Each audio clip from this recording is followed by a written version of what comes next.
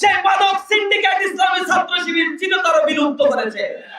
ক্যাম্পাসগুলোতে যে টেন্ডারবাজি চলত, ইসলামী ছাত্র শিবির সেই টেন্ডারবাজি বন্ধ করেছে। ছাত্র সংসদ আসার পরে নারীরা নিরাপদে ক্যাম্পাসে, মায়ের কোলে শিশুরা যেভাবে অবস্থান করে, ক্যাম্পাসে নারীরা সেভাবে অবস্থান করছে।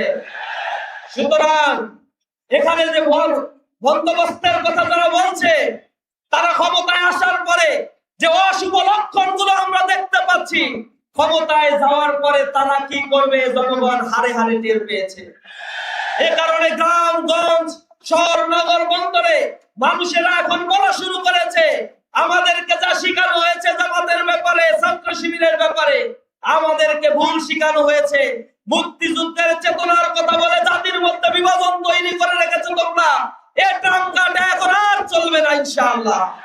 মানুষ জেগে উঠেছে, মানুষ এখন দাঁড়িপাল্লার পক্ষে, ইনসাফের পক্ষে কথা বলছে। যখন সাধারণ মানুষ দাঁড়িপাল্লার পক্ষে গণজোয়ার তৈরি করেছে, ঠেকাতে না পেরে এখন বলছে ঘরে ঘরে যে মহিলারা জামাতের পক্ষে ভোট চাইতে আসে তাদেরকে বেঁধে রাখবেন, 999 কল দিবে। মাথা খারাপ হয়ে গেছে। কেন 999 কল দিবেন? দাঁড়িপাল্লার পক্ষে ভোট চাইতে পারবো না, দাঁড়িপাল্লার পক্ষে যদি ভোট দাও তাহলে কেন্দ্রে তোমরা যেতে পারবা না। সর্বশেষ এই কথা শুনেছিলেন কাদের মুখে? ফ্যাসিবাদ এই কথা বলছিল না? 17 বছর ভোট দিতে দিছে। আমি ভোট দিতে পারি নাই 17 বছর, আপনারা পারছেন? ভোটাধিকার পাইনি। আমার ভোটাধিকার হরণ করতে যারা চায়, জুলাইয়ের কথা স্মরণ করো। দিল্লিতে যারা পালিয়েছে, তোমাদের পালানোর বন্দোবস্ত তোমরা করো। ভোট ডাকাতদের আর এই বাংলাদেশে স্থান দেওয়া হবে না। তরুণ সমাজ জেগে উঠেছে, নব দিগন্তের উন্মোচন করেই আমরা ঘরে ফিরবো ইনশাআল্লাহ। গাজিছে দামামা, বাদরে আমামা, শির উঁচু করি মুসলমান, জাওয়াত শেষে নয়া জামানার ভাঙা কেল্লায় উড়ে নিশা। আমাদের এই ভাঙা কেল্লায় নিশা উড়িয়ে একটি কল্যাণ রাষ্ট্র প্রতিষ্ঠার জন্য আমরা কাজ করব। সকলকে সেজন্য রাস্তায় থেকে প্রতিরোধ করে তোলার আহ্বান জানিয়ে আমার কথা শেষ করছি। আসসালামু আলাইকুম ওয়া রাহমাতুল্লাহি ওয়া বারাকাতুহু। সংগ্রামী সাথী ও বন্ধুগণ, জনসমাবেশের পর্যায়ে বিশেষ অতিথির বক্তব্য রাখছেন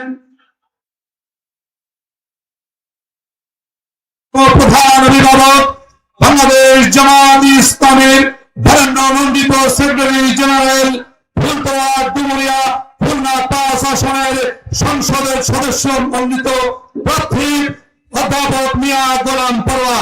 বক্তব্য রাখছেন অধ্যাপক মিয়া গোলাম পরোয়া।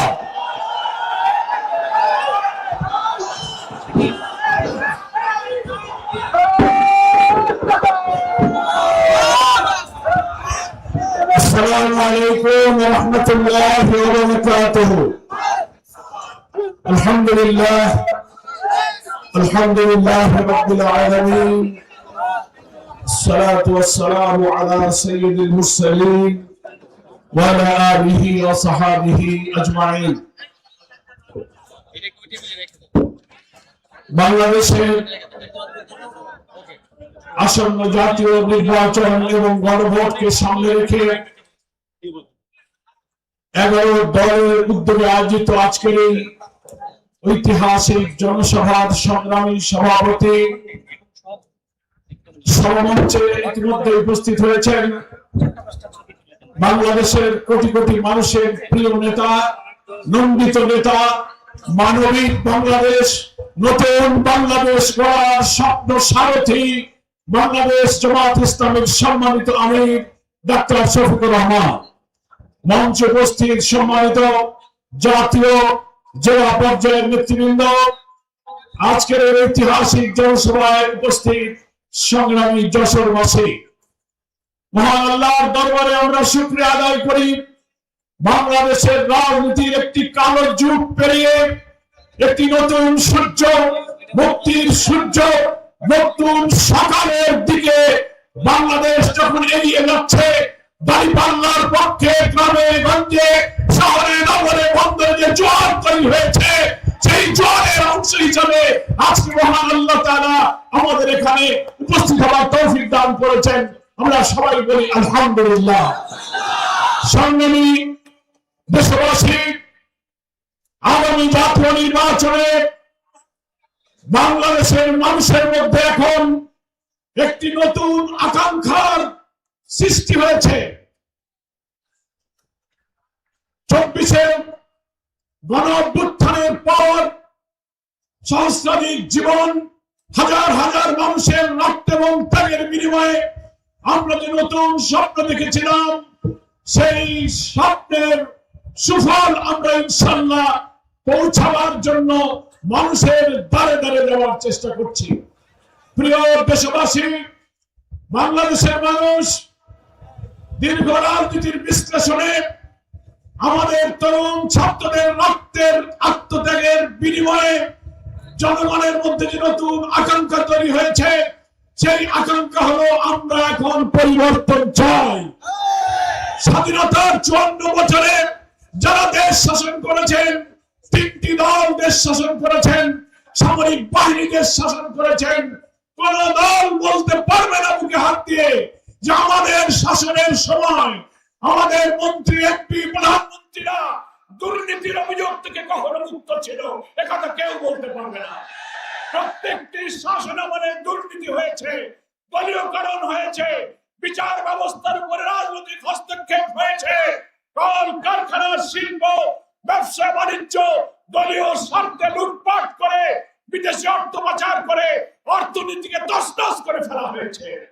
ফলে 54 বছরের পুঞ্জীভূত ক্ষোভ আজকে গণবিস্ফোরণ আকারে আগামী 26 ফেব্রুয়ারি নির্বাচনে একটি নতুন বাংলাদেশের স্বপ্নের পাটাতন তৈরি করেছে। তাই আসুন আমরা পরিষ্কার বলতে চাই, বাংলাদেশ জামাত ইসলামী দেশের মানুষের কাছে অঙ্গীকারবদ্ধ। দেশের মানুষের এবারের মুক্তি যদি আমরা জনমতের ভিত্তিতে আনতে না পারি, নতুন কোন অপশক্তি যদি জাতির ঘাড়ে চেপে বসে, আমাদের সামনে দুর্ভোগের কোন সমাপ্তি হবে না। তাই বাংলাদেশ জামাত ইসলামী সহ 11 দল, যে 11 দলীয় নির্বাচনী ঐক্যের মধ্যে ইসলামী চেতনা, জুলাইয়ের চেতনা, মুক্তিযুদ্ধের চেতনাকে ধারণ করে আমরা একটি মানবিক বাংলাদেশ গড়ার দিকে এগিয়ে যাচ্ছি। বাংলাদেশ জামাত ইসলামী এদেশে দুর্নীতি মুক্ত, নৈতিকতা ভিত্তিতে শিক্ষা ব্যবস্থা, সামাজিক সুবিচার, ব্যবসা বাণিজ্য, শিল্প কারখানা, কৃষি, স্বাস্থ্য, শিক্ষা, একটি সভ্য জাতি নির্মাণে জাতির সামনে আমরা পলিসি সামিট করে আমাদের ভবিষ্যৎ পরিকল্পনা পেশ করেছি। একটি অভাবনীয়, অসাধারণ নতুন বাংলাদেশের আশায় বাংলাদেশের মানুষ এখন জামাত ইসলামীর দিকে তাকিয়ে আছে। আমরা স্বাস্থ্য ক্ষেত্রে, কৃষিতে, শিল্পে, অর্থনীতিতে আমরা যে পরিকল্পনা দিয়েছি, 12 তারিখে দাঁড়িপাল্লাকে বিজয়ী করে আমাদের সেই স্বপ্ন পূরণ করতে হবে। একটি অপশক্তি জুলাই সনদ বাস্তবায়ন না করে আবার দুর্নীতি, আবার কর্তৃত্ববাদী শাসন, ভিন্নমতকে দমন পীড়নের জন্য জুলাই সনদের ভিত্তিতে যে গণভোট হচ্ছে, সেই গণভোটের নাতে ভোট দেওয়ার জন্য ভিতরে ভিতরে ক্যাম্পেইন করছে। আমরা গণভোটে সবাই হা বলবো। হাতে ভোট দেওয়া মানে দুর্নীতির বিরুদ্ধে ভোট দেওয়া, হাতে ভোট দেওয়া মানে ভিন্ন মত দমনের বিরুদ্ধে ভোট দেওয়া, হাতে ভোট দেওয়া মানে হচ্ছে দুর্নীতি, চুরি, চাঁদাবাজি, প্রশাসনিক কাঠামোকে কর্তৃত্ববাদী শাসনের হাত থেকে রক্ষা করার জন্য আমরা হাকে ভোট দেবো। সম্মানিত যশোরবাসী, আমি একটি কথা বলে শেষ করতে চাই। খুলনা, যশোর এই বৃহত্তর অঞ্চলের গণমানুষের বড় দুঃখ হলো ভবদা থেকে মনিরামপুর, কেশবপুর, ডুবুরিয়া, সাতক্ষীরা, ফুলতলার বিস্তীর্ণ অঞ্চলে অনেকগুলো বিলের দীর্ঘদিনের জলাবদ্ধতা। পানির জন্য মনিরামপুর, কেশবপুর, যশোর এলাকার লোকেরা কৃষি, মৎস্য, সবজি, জীবন জীবিকার ঠিকানা তাদের তছনছ হয়ে যাচ্ছে। আমি পানি সম্পদ উপদেষ্টার সাথে বৈঠক করেছি, ওয়াবদার সাথে বৈঠক করেছি। তারা আমাদেরকে কথা দিয়েছেন, নির্বাচিত সরকার ছাড়া গণমুখী জনগণের মানবিক দায়িত্ব যারা পালন করে সেই সরকার ছাড়া হাজার হাজার কোটি টাকার এই মহাপরিকল্পনা বাস্তবায়ন সম্ভব নয়।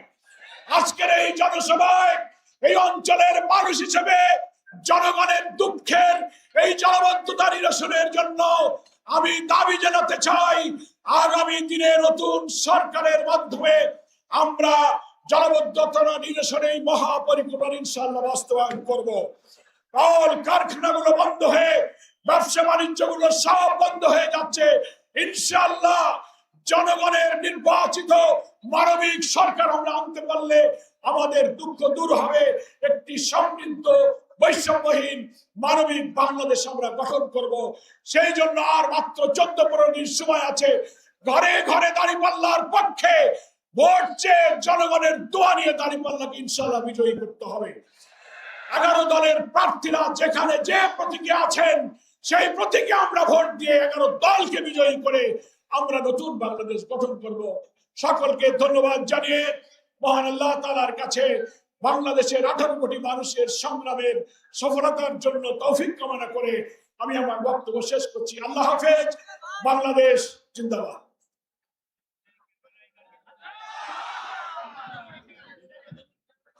সম্মানিত জনসভাবাসী, আজকের ঐতিহাসিক জনসভায় পর্যায়ে আপনাদের সামনে বক্তব্য নিয়ে আসেন বাংলাদেশ জামাত ইসলামী যশোর জেলা শাখার সংগ্রামী আমির, যশোরের মানুষের নেতা, যশোর 4 বাগারপাড়া মহানগরের সংসদ সদস্য প্রার্থী জনতা জনাব গোলাম রসুল, জনতা অধ্যাপক গোলাম রসুল।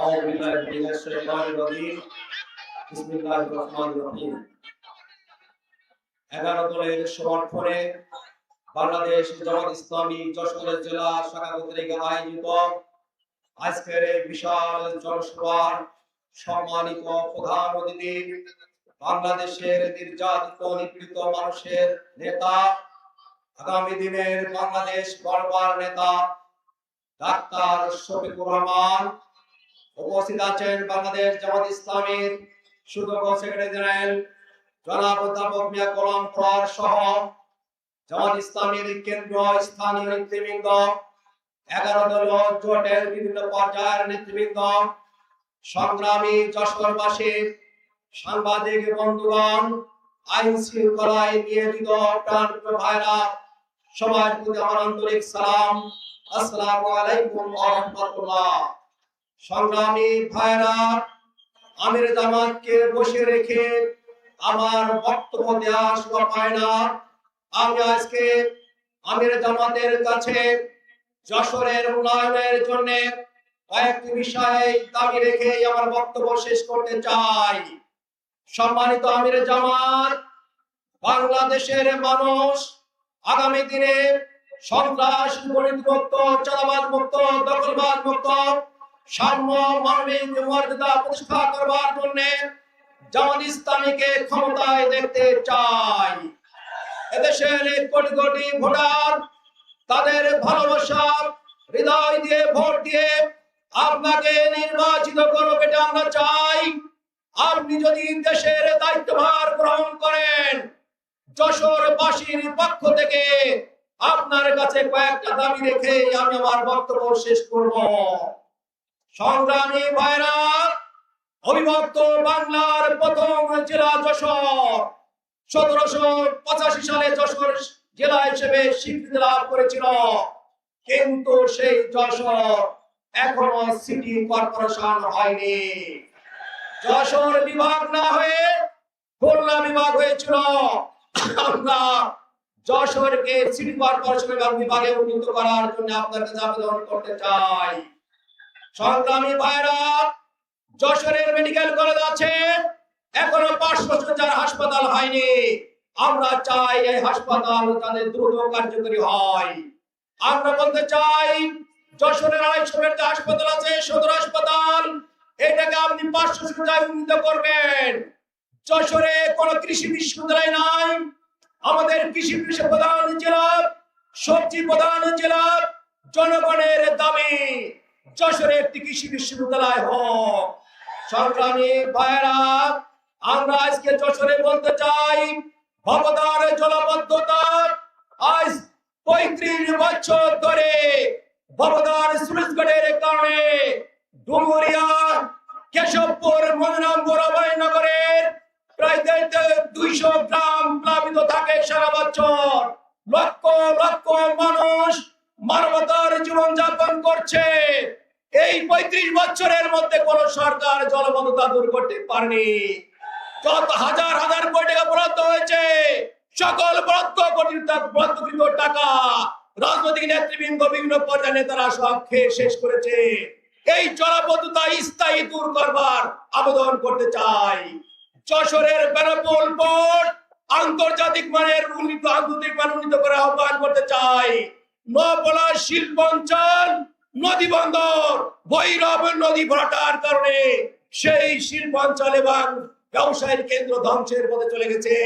আমরা চাই ভৈরব নদীর সংস্কার, নবলার যানজট মুক্ত করে আগামী দিনে ব্যবসায়ের সুন্দর যাতে পরিবেশ সৃষ্টি হয়।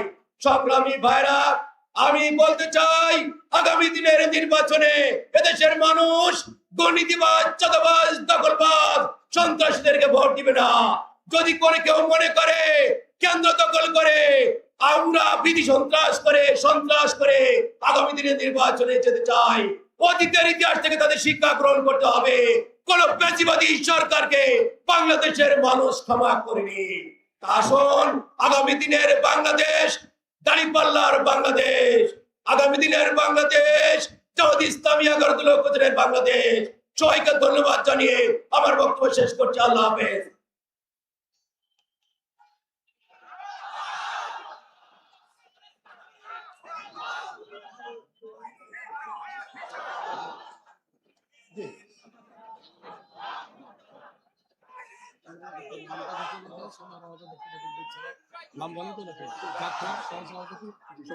সম্মানিত যশোরবাসী, ইতিমধ্যে আপনারা দেখছেন আমাদের স্টেজে জাপান সহসভাপতি, কেন্দ্রীয় নেতা জাপান সহসভাপতি রাশেদ প্রধান উপস্থিত হয়েছেন, কিন্তু সময়ের অভাবে আমরা বক্তব্য দিতে পারছি না। যারা আন্তরিকভাবে দুঃখিত, আমরা তাকে আমাদের যশোরবাসীর পক্ষ থেকে ধন্যবাদ জানাচ্ছি।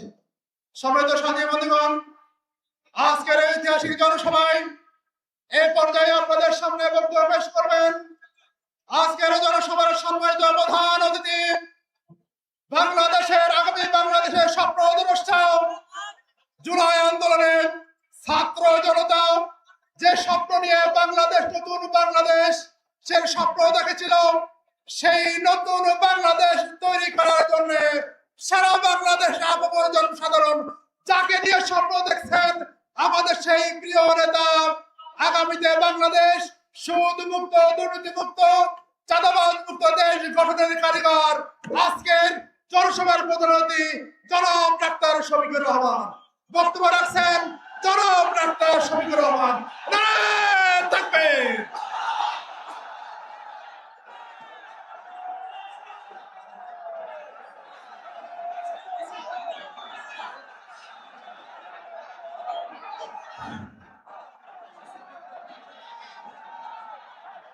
আসসালামু আলাইকুম ওয়া রাহমাতুল্লাহ। ভাই স্লোগান বন্ধ করুন, স্লোগান বন্ধ করুন। আসসালামু আলাইকুম ওয়া রাহমাতুল্লাহ।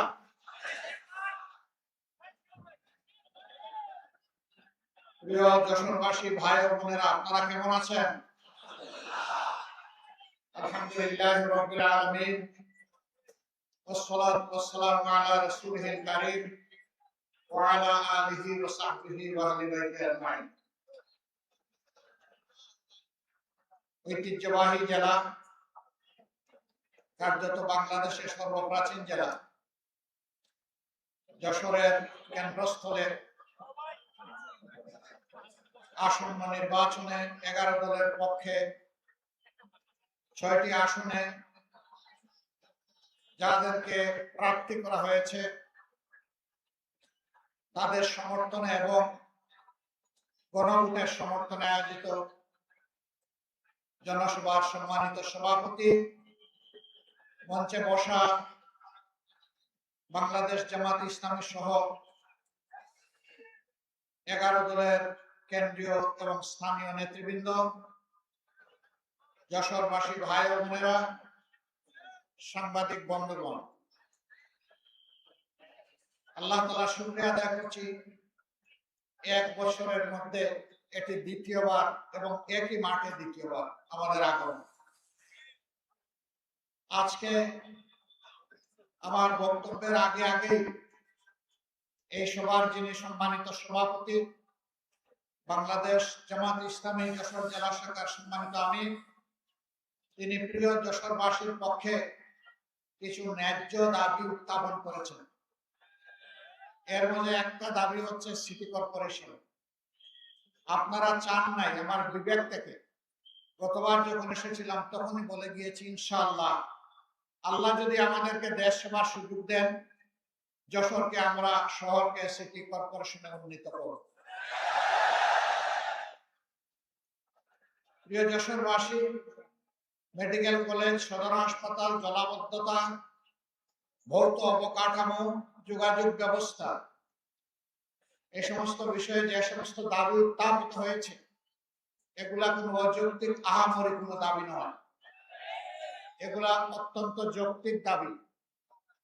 আমরা নির্দ্বিধায় কথা বলতে পারি, আমাদের প্রতীক হচ্ছে দাঁড়িপাল্লা। এই পাল্লার মাপে ইনশাআল্লাহ আমরা কোনো কম বেশ করব না।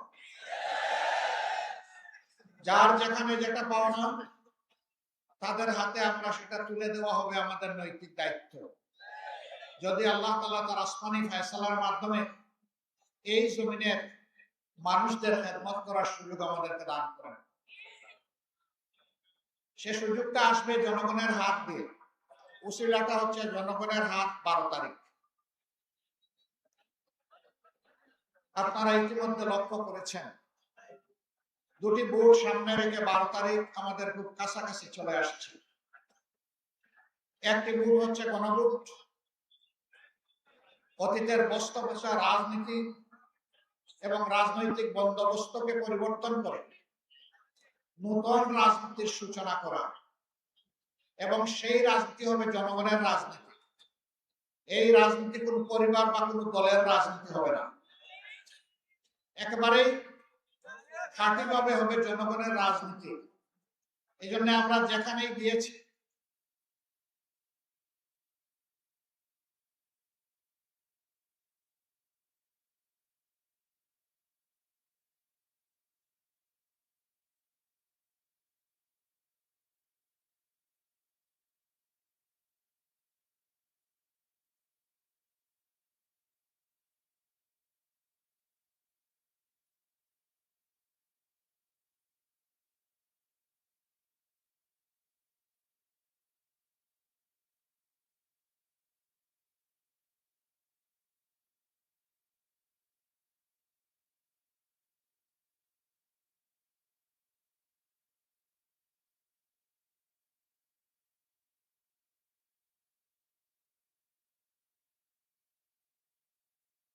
বলতে পারছেন না, কারণ 18 কোটি মানুষ গণভোটের হায়ের পক্ষে। 18 কোটি মানুষ এখন পরিবর্তন দেখতে চায়, পুরোনো ব্যবস্থায় আর ফিরে যেতে চায় না। গণভোটে হা মানেই হচ্ছে আজাদি, গণভোটে না তার মানে হচ্ছে গোলামি। গোলামি না আজাদি, গোলামি না আজাদি। ইনশাআল্লাহ 12 তারিখ প্রথম ভোটটা পড়বে হা চিহ্নে। ইনশাআল্লাহ হা ভোট যদি বিজয়ী হয় বাংলাদেশ জিতে যাবে, হা ভোট যদি পরাজিত হয় বাংলাদেশ হেরে যাবে। আমরা বাংলাদেশকে ইনশাআল্লাহ হারতে দিব না। জনগণের ভালোবাসা সমর্থন নিয়ে হা ভোট বিজয়ী হবে, বাংলাদেশ বিজয়ী হবে ইনশাআল্লাহ। দ্বিতীয় ভোটটি হচ্ছে সরকার গঠনের জন্য সমর্থন জানানো। হা ভোট বিজয়ী যদি না হয় কোন সরকার গঠন করে কোনো লাভ হবে না জনগণ। আগে ভিত্তি হচ্ছে হা ভোট, এরপরে কাকে দেব পরিষ্কার।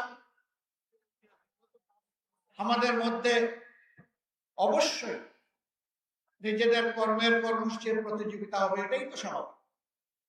নিজেদের যুক্তি আদর্শ নিয়ে জনগণের কাছে যাব, এটাই স্বাভাবিক।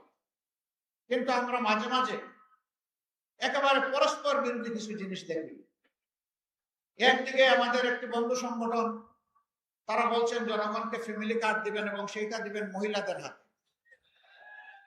আবার আরেকদিকে এই মহিলারা যখন কোনো একটা দলের পক্ষে, আদর্শের পক্ষে, নতুন বাংলাদেশের পক্ষে, হা ভোটের পক্ষে ভোট চাওয়ার জন্য বের হচ্ছেন, একদিকে ফ্যামিলি কার্ড আর একদিকে মা বোনদের গায়ে হাত।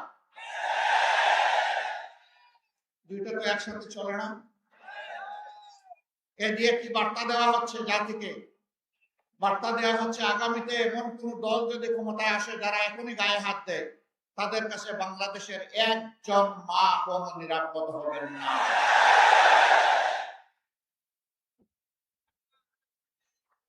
আপনারা আপনাদের আদর্শের কর্মসূচির প্রচার করুন, আমরা আপনাদেরকে ওয়েলকাম করব, কিন্তু আমাদের আদর্শ কর্মসূচির প্রচারে আপনারা বাধা দেওয়ার কে?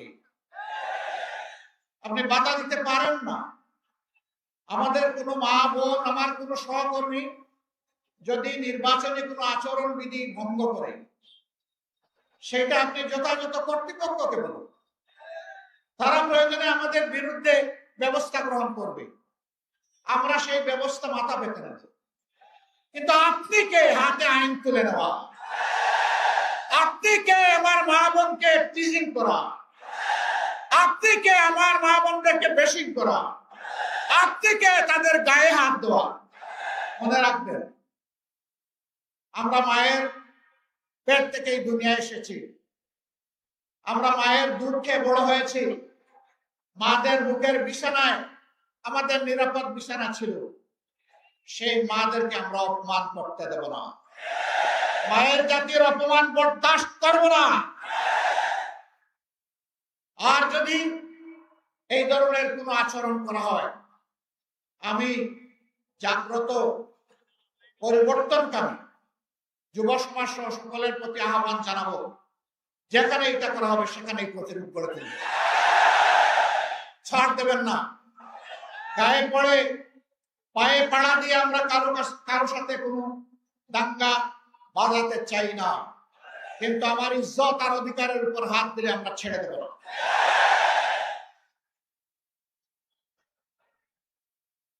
প্রিয় দেশবাসী, যশোরে ওই কাণ্ড ঘটেছে, আমি এসে শুনতে পেরেছি। আমি যশোর প্রশাসন এবং নির্বাচন কমিশনকে অনুরোধ করব, আপনাদের নৈতিক দায়িত্ব আপনারা পালন করুন। এরকম আচরণ আমরাও করলে আমাদের ব্যাপারে ব্যবস্থা গ্রহণ করুন। আমরা কারো কোনো আনুকূল্য চাই না, কিন্তু রাষ্ট্রের নিয়োজিত কর্মকর্তা কর্মচারী যারা আছেন, তারা জনগণের হয়ে দায়িত্ব পালন করবেন, কোন দলের হয়ে নয়। কারো প্রতি কোনো দুর্বলতা দেখানো যাবে না।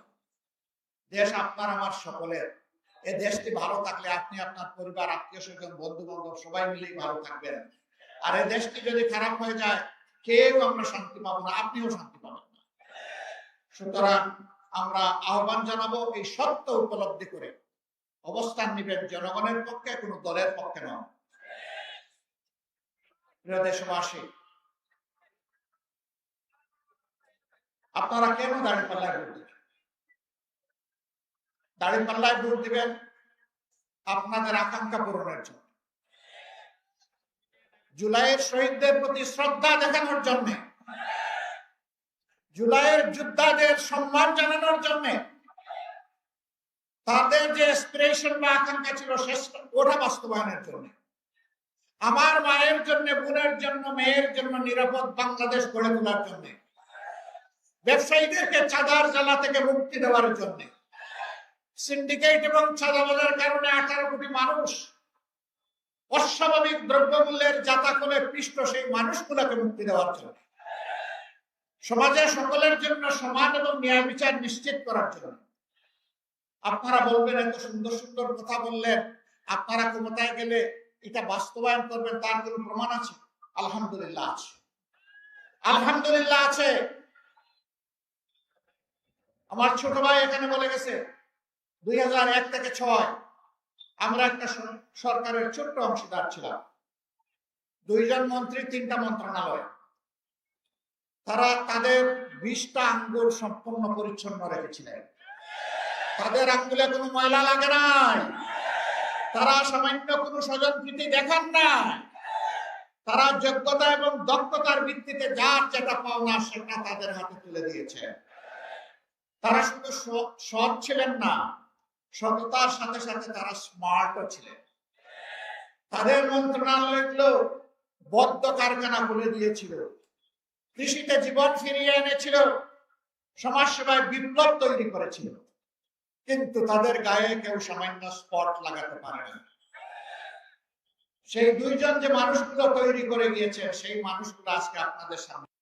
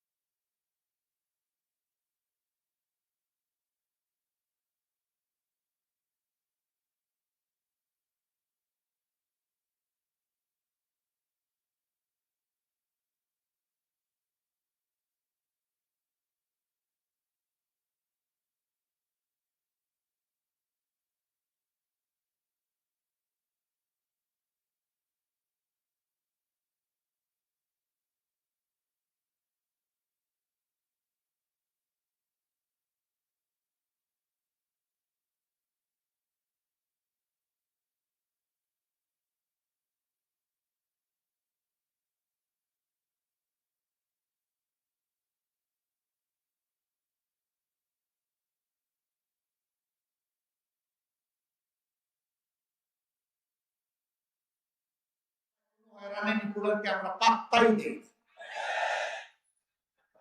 যে দলের নেতৃবৃন্দ অন্যায়ের কাছে মাথা নত না করে হাসতে হাসতে ফাঁসির কাস্টে তক্তার উপরে দাঁড়াতে পারে, সেই দলের নেতারা, সেই দলের কর্মীরা, সমর্থকরা, এই দলকে যারা ভালোবাসে, তারা মহান আল্লাহ ছাড়া আর কাউকে পরোয়াই করে। এখন আমাদেরকে অনেকে জুজুর ভয় দেখান, ভাই লাভ হবে না, এই দলটা তিলে তিলে জলে জলে পরীক্ষিত হয়ে উঠেছে। এই দলের অন্তরে সারা বাংলাদেশ 18 কোটি মানুষ, কোনো বিশেষ দল নয়, গোষ্ঠী নয়, ধর্ম নয়, আমরা সবাইকে আমাদের অন্তরে ধারণ করি। আমাদেরকে দমানোর চেষ্টা করলে যত মারবেন এই সংগঠন তত বাড়বে।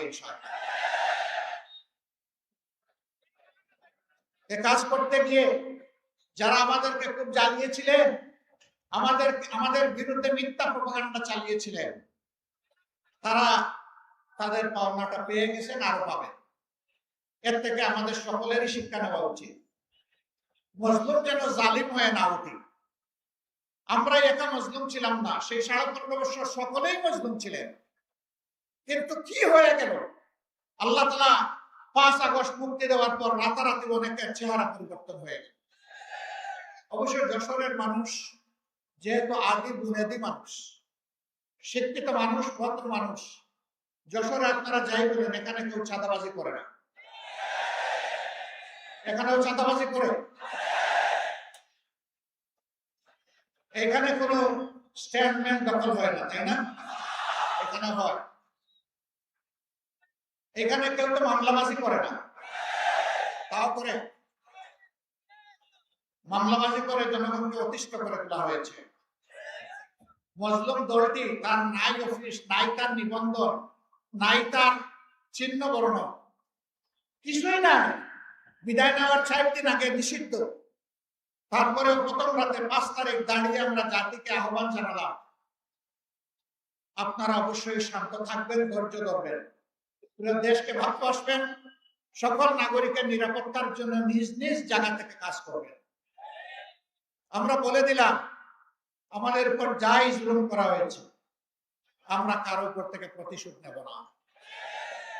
আমরা আমাদের সহকর্মীকে বলে দিলাম, আইনের প্রতিকার চাওয়ার, বিচার চাওয়ার অধিকার আছে, পাওয়ার অধিকার আছে। তবে আমরা স্পষ্ট ভাষায় বলে দিচ্ছি যে সাবধান, একজন মানুষকেও মিথ্যা অভিযোগে আপনার মামলার অন্তর্ভুক্ত করবেন না। আপনারা শুনে খুশি হবেন, হাজার হাজার মামলা সারা দেশে আমরা করি নাই, সিম্বলিক কিছু মামলা করেছি। 8টি মামলা, আসামি মাত্র একজন। দ্বিতীয়জন আমরা খুঁজে পাইনি, তাকে কেন আমরা মামলার আসামি করব? আমাদের মামলার আসামি সর্বোচ্চ 98 জন, এর উপরে কোনো মামলার আসামি নাই। কিন্তু আমাদের কোন ভাই বন্ধু তারা মামলা করেছেন হাজারে হাজার, গনে পাওয়া, বিস্তর সমস্যা। এরপরে আরো আছে উদ্ধার, এগুলা দিয়ে মানুষকে হয়রান করা হয়েছে, মানুষের উপর নির্যাতন করা হয়েছে। আমরা এগুলা নিন্দা জানি, আমরা ঘৃণা করি। এটা বিচারকে হত্যা করার সামনে। আমরা এই ধরনের মামলা বাণিজ্য আমরা করতেও চাই না, দেখতেও চাই না। এই সবগুলা থেকে মুক্তি দেওয়ার জন্যই দাঁড়িপাল্লা ইনশাল্লাহ আপনারা। আমরা চাঁদা নেইনি, আমরা কোন টেম্পো স্ট্যান্ডের দখল নিয়ে কারো সাথে ঝগড়ায় জড়াইনি এবং দখল করিনি। আমরা কোনো মামলা বাণিজ্য করিনি, আমরা কোনো মা বোনের ইজ্জতের দিকে চোখ তুলেও তাকাইনি, এবং আমরা কারো কোনো অধিকার হরণ করিনি। দল হিসাবে আমি বরাবর বলে আসছি, যেই দল তার সহকর্মীদেরকে সামলিয়ে রাখতে পারে, সেই দলটাই বাংলাদেশকে সামলে রাখতে পারবে ইনশাআল্লাহ।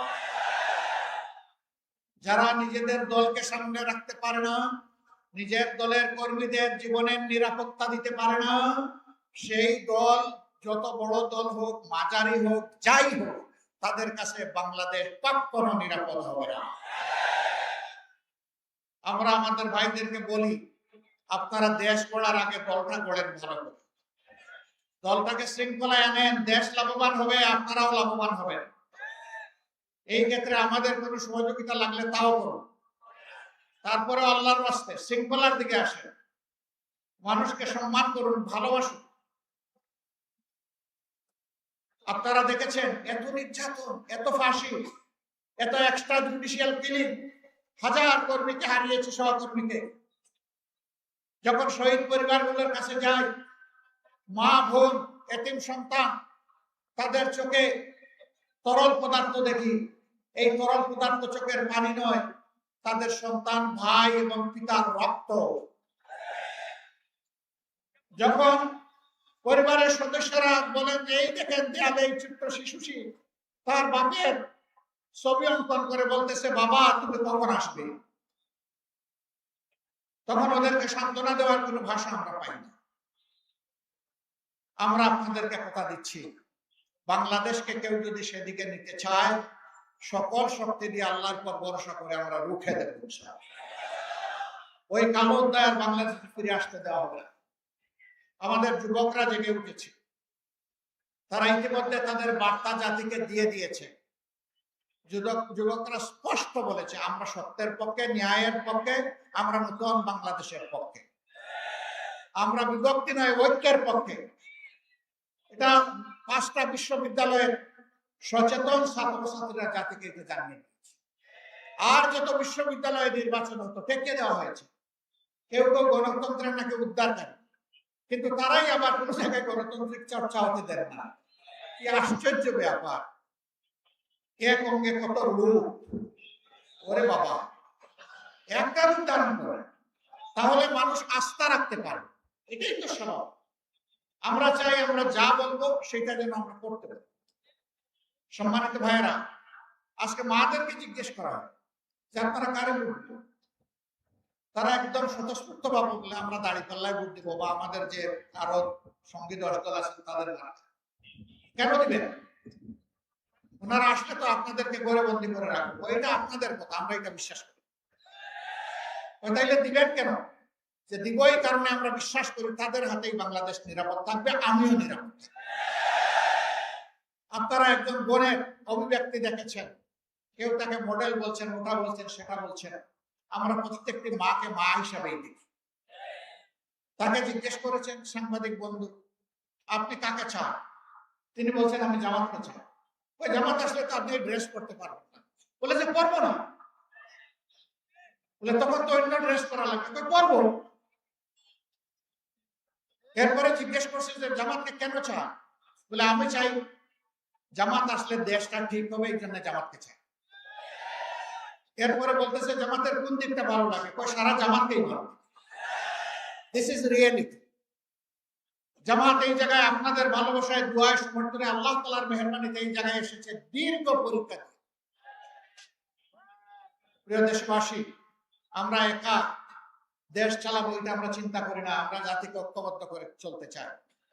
এই জন্য আমরা দেখেছেন যে 11টি দল আমরা হাতে হাত মিলিয়েছি। আমরা এই জাতিকে নিয়ে সামনের দিকে এগিয়ে যেতে চাই ইনশাআল্লাহ। যুবক যুবতী ভাই ও বোনেরা, আমরা আল্লাহর মেহেরবানিতে তোমাদের হাতে বেকার ভাতা তুলে দেব না। তোমাদের হাতে বেকার ভাতা তুলে দিয়ে এই জাতির যুবক যুবতীরা বেকার বিশ্বের দরবারে এই লজ্জাজনক পরিচয় আমরা দিতে চাই না। বরঞ্চ তোমরা আমাদের কলিজার টুকরা, বুকের ধন।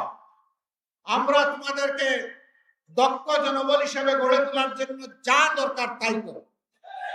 এরপরে তোমাদের হাতে হাতে সম্মানের কাজটি আমরা তুলে দেব। তখন তোমরা হবে গর্বিত নাগরিক, বুক ফুলিয়ে বলবে আমিও বাংলাদেশের উন্নয়নে অবদান রেখে চলেছি, আমি বাংলাদেশের একজন দক্ষ লোক। আমরা সেই দক্ষতা এবং প্রাপ্যতার ভিত্তিতে কাজ হাতে তুলে দিতে চাই। আমরা চাই না আমাদের পটেনশিয়াল একজন যুবক কিংবা যুবতী তারা দেশ গড়ার কাজ থেকে বঞ্চিত হোক। আমরা সবাইকে সম্পৃক্ত করতে চাই। বেকার ভাতা দেওয়া মানে বেকারত্বকে উৎসাহিত করা, এই কাজ আমরা করব। আমরা বেকারত্ব দূর করতে চাই, ভাতার বদলে আমরা কাজ হাতে তুলে দিতে চাই। যুবকরা কি মন খারাপ করেছেন? একে হাত তুলে বলেন তো, আপনারা কি বেকার ভাতা নিতে চান? আপনারা আপনাদের দক্ষ হাত কাজের জন্য পেরেশান হয়ে খোলা রাখবেন, সে হাত আমরা ভরে দেবো ইনশাআল্লাহ। মাদেরকে আমরা কথা দিচ্ছি ইনশাআল্লাহ আপনাদের ভালোবাসায়, সমর্থনে, দোয়ায়, দুঃখে আমরা যদি আল্লাহ তাআলার মেহেরবানিতে দেশ গড়ার সুযোগ পাই, আপনার ঘরে, চলাচলে, কর্মস্থলে, সব জায়গায় আপনাকে সম্মানিত করা হবে, মর্যাদা দেওয়া হবে এবং শতভাগ নিরাপত্তা ইনশাআল্লাহ নিশ্চিত করা হবে। বড় শহরগুলোতে মেয়েদের চলাচলের জন্য আলাদা যোগাযোগ ব্যবস্থা গড়ে তোলা হবে। জায়গায় জায়গায় পুরুষের জন্য অনেক ব্যবস্থা আছে, মহিলাদের জন্য কোনো ওয়াশরুমের ব্যবস্থা নেই, নামাজের ব্যবস্থা। ইনশাআল্লাহ সেই উদ্যোগগুলো আমরা নেব। আমি যখন দেশে বিদেশে ভ্রমণ করি, তখন যারা বিমানের কর্মচারী বা ক্রাফটের কর্মচারী বাংলাদেশি যারা, তারা অনেকে এসে বলে আমরা কি আপনারা আসলে যদি চাই তাহলে মাথায় এক টুকরা কাপড় দিতে পারবো, আমাদেরকে এই অপশনটাকে খুলে দেওয়া হবে? মাঠের দিকে তাকাইয়া বলি, মা, যদি আল্লাহ সেই সুযোগ দিবেন, দিয়ে থাকেন, তাহলে সকল ধর্মের লোকেরা তাদের ধর্মীয় পোশাক আশাক পড়তে পারবে, কাউকে বাধা দেওয়া হবে না। তোমার জন্য তোমার দুয়ার, অন্যের জন্য অন্যের দুয়ার খুলে যাবে, কোনো সমস্যা নেই। সম্মানিত ভাইরা, 90% মুসলমানের দেশে 54 বছর পরে একটা মেয়ে, একটা মা আমাকে কেন এই প্রশ্ন করবে জানতে চাই। ইনশাআল্লাহ সকল ক্ষেত্রে তার সমাধান করা হবে আল্লাহ চাই। সিন্ডিকেট মুক্ত বাংলাদেশ আমরা গড়ে তুলব ইনশাআল্লাহ। সিন্ডিকেট এখন গোটা বাংলাদেশকে অবশ করে ফেলেছে সর্বক্ষেত্রে। এই সিন্ডিকেট হাত আমরা গুঁড়া করে দেব। চাঁদাবাজি করা লাগবে না, ওদেরকেও বুকে টেনে নিয়ে ওদের হাতেও কাজ তুলে দেবো ইনশাআল্লাহ। আমি বলেছিলাম ভয় পেও না চাঁদাবাজ, তোমাদেরকে আমরা সম্মানিত করবো। আমরা ঠিকই বলছি ইনশাআল্লাহ সম্মানিত, কারণ তোমরা আমাদের সন্তান, তো তোমাদের প্রতি আমাদের দায়িত্ব আছে। এই দায়িত্ব আমরা উপেক্ষা অগ্রাহ্য করতে পারি। যারা তোমাদেরকে বিপদে নিয়েছে, আমরা তাদেরকেও সুপথে নিয়ে আসবো ইনশাআল্লাহ। সুপথে এসে সবাই দল করুক, তুমিও সেই দল করো, আমার কোনো আপত্তি নেই। কিন্তু তোমাকে সমাজে আর লজ্জাজনক পরিচয়ে আমরা পরিচিত করে রাখতে চাই না, ওই জায়গা থেকে উদ্ধার করতে চাই। আপনারা দোয়া করবেন।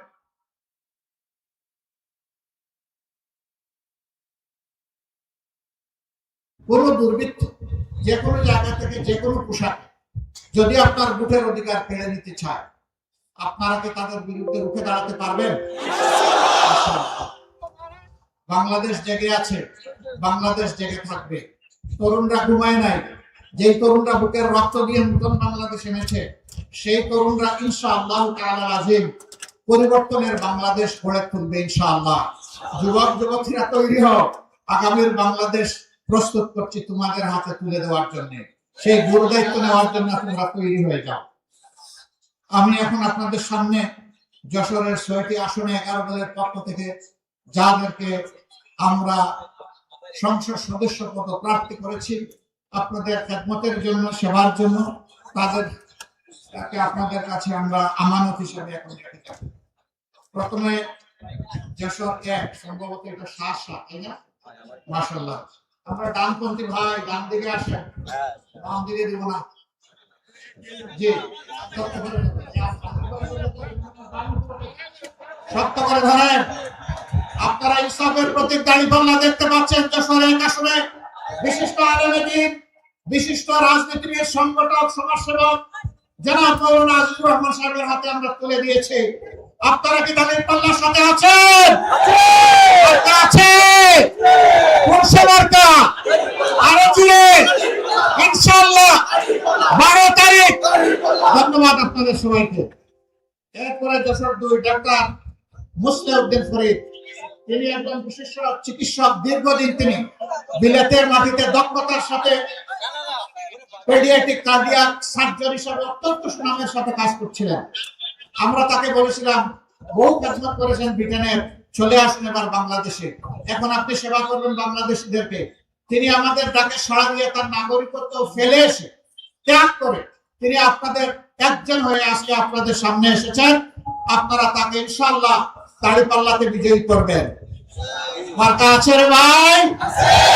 মার্কা আরো জুড়ে 12 তারিখ যশোর ২-এ। মাশাআল্লাহ, ইনশাআল্লাহ, জাযাকাল্লাহ। এরপরে যশোর ৩, উনি যশোর MM কলেজ না, MM কলেজের সাবেক নির্বাচিত ছাত্র সংসদের উনি ছিলেন ভিপি ভাই আব্দুল কাদের। তাকে সবাই চিনেন? মায়া লাগে? আলহামদুলিল্লাহ, তার হাতেও আমরা দাঁড়িপাল্লা তুলে দিলাম। প্রতীকী 12 তারিখ ঘরে ঘরে জনে জনে বিজয় হবে ইনশাআল্লাহ, জাযাকাল্লাহ। এরপরে যশোর ৪, সুনামধন্য যশোর জেলা শাখার সম্মানিত আমির এবং বিশিষ্ট শিক্ষাবিদ, সমাজসেবক, রাজনীতিবিদ জনাব অধ্যাপক গোলাম রসুল। তাকে আপনারা চিনেন? মায়া লাগে? পুরুষের প্রতি আরো জুড়ে ইনশাআল্লাহ 12 তারিখ বিজয় হবে ইনশাআল্লাহ, জাযাকাল্লাহ। এরপরে যশোর ৫, এটা সম্ভবত মনিরামপুর। জি, বিশিষ্ট আইনজীবী, সমাজসেবক, রাজনীতিবিদ এবং চরম অন্ধকার যুগেও তিনি উপজেলা চেয়ারম্যান হিসেবে প্রতিদ্বন্দ্বিতা করেছিলেন। তার বিজয় জোর করে ছিনিয়ে নেওয়া হয়েছিল। এবার কাউকে আর বিজয় ইনশাআল্লাহ আমরা চিন্তাই করতে দেব না। ইনসাফের প্রতীক দাঁড়িপাল্লা আপনারা আছেন? আরো জুড়ে 12 তারিখ ইনশাআল্লাহ সারাদিন মা বোনদের নিয়ে সবাই মিলে হাতে হাত মিলিয়ে বিজয় হবে ইনশাআল্লাহ, জাযাকাল্লাহ। যশোর ৬, পুরানো মানুষ, মাশাআল্লাহ। এই মানুষটা হলো 35 বছরের যুবক। বিশ্বাস হয় না? 35 বছরের একজন যুবক, যেমন এই প্রান্ত থেকে ওই প্রান্তে দিন রাত চষে বেড়াতে পারেন। এটি তার রক্তের সাথে, মজ্জার সাথে মিশে গিয়েছে। তিনি মানুষের পাশে থাকেন আর এইভাবে ছুটাছুটি দৌড়াদৌড়ি করেন। তিনি হচ্ছেন আমাদের ভাই জনাব অধ্যাপক মুক্তার আলী। আমরা তার হাতে ইনসাফের প্রতীক দাঁড়িপাল্লা তুলে দিলাম। আপনারা বুক করে তার জন্য দোয়া করবেন। এবং ইনশাআল্লাহ বিজয় ছিনিয়ে আনবেন। আরে ভাই মার্কাটা কি? আরো জোরে, আরো জোরে। সকালের নাস্তা হয় নাই, ইনশাআল্লাহ 12 তারিখ সারাদিন বিজয় হবে ইনশাআল্লাহ। জাযাকাল্লাহ। আপনাদের সকলকে অসংখ্য মোবারকবাদ। আসুন তাকবীর দিয়ে আমরা শেষ করি। লিল্লাহি তাকবীর।